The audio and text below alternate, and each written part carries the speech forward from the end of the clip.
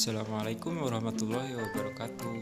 Jadi, kami akan menjelaskan tentang pengertian observasi dan ruang lingkupnya. Apa itu pengertian observasi dan ruang lingkupnya?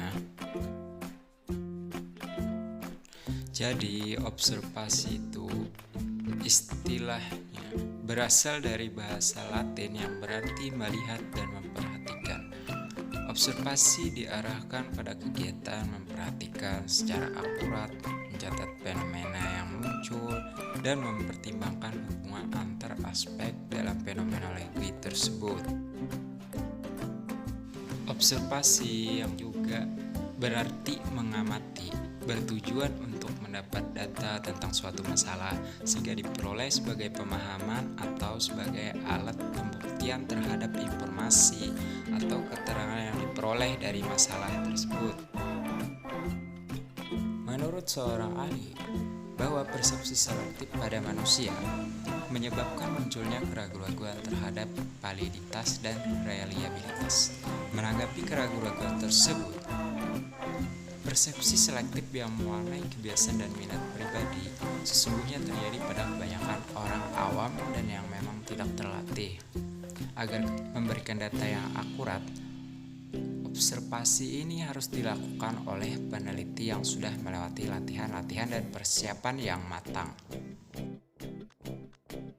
Sebagai metode ilmiah, observasi juga bisa diartikan sebagai pengamatan dan pencatatan dengan sistematik pada fenomena yang diselidiki. Dalam arti yang luas, observasi sebenarnya tidak hanya terbatas pada pengamatan yang dilakukan, baik secara langsung ataupun tidak langsung. Misalnya pada pengamatan yang tidak langsung, yaitu melalui kuesioner dan tes. Kemudian, observasi itu dapat dikatakan alat penyelidikan ilmiah apabila yang pertama, fokus kepada tujuan yang ingin diteliti. Yang kedua, direncanakan secara sistematik. Yang ketiga, dicatat dan dihubungkan dengan proporsi yang lebih umum. Dan yang keempat adalah datanya dapat dicek dan dikontrol sebagaimana data ilmiah lainnya. Maksud dari slide di atas, tujuan observasi itu adalah aktivitas terhadap suatu proses atau objek dan kemudian memahami pengetahuan dari sebuah fenomena berdasarkan gagasan dan pengetahuan sebelumnya. Oke, kemudian yang terakhir yaitu ada beberapa alasan mengapa observasi itu perlu dilakukan. Bagi seorang psikolog, diantaranya adalah sebagai berikut.